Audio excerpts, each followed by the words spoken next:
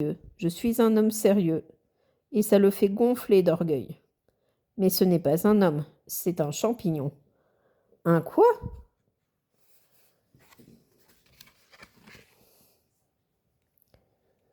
Un champignon, le petit prince, était maintenant tout pâle de colère. Il y a des millions d'années que les fleurs fabriquent des épines. Il y a des millions d'années que les moutons mangent quand même les fleurs.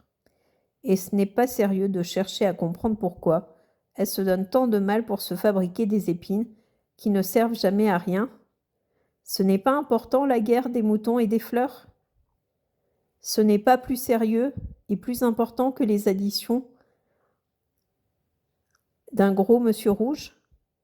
Et si je connais, moi, une fleur unique au monde qui n'existe nulle part, sauf dans ma planète, et qu'un petit mouton peut anéantir d'un seul coup, comme ça, un matin, sans se rendre compte de ce qu'il fait, ce n'est pas important, ça? Il rougit, puis reprit. Si quelqu'un aime une fleur qui n'existe qu'à un exemplaire, dans les millions et les millions d'étoiles, ça suffit pour qu'il soit heureux quand il les regarde. Il se dit, ma fleur est là, quelque part.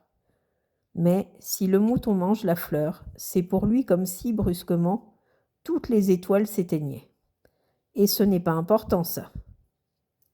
Il ne put rien dire de plus. Il éclata brusquement en sanglots. La nuit était tombée. J'avais lâché mes outils. Je me moquais bien de mon marteau, de mon boulon, de la soif et de la mort. Il y avait sur une étoile une planète, la mienne, la Terre, un petit prince à consoler. Je le pris dans les bras. Je le berçais. Je lui disais, la fleur que tu aimes n'est pas en danger. Je lui dessinais une muselière à ton mouton. Je te dessinerai une armure pour ta fleur. Je ne savais pas trop quoi dire. Je me sentais très maladroit. Je ne savais comment l'atteindre ou le rejoindre. C'est tellement mystérieux, le pays des larmes.